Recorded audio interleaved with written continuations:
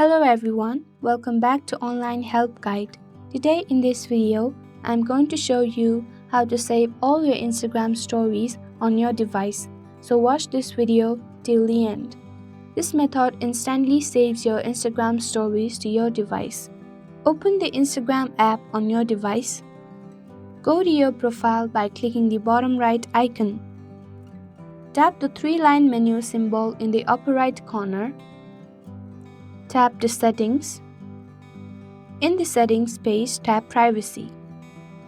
Tap Story. Scroll down under the Saving section. Now you can enable Save Stories to Gallery and save all your stories to your device.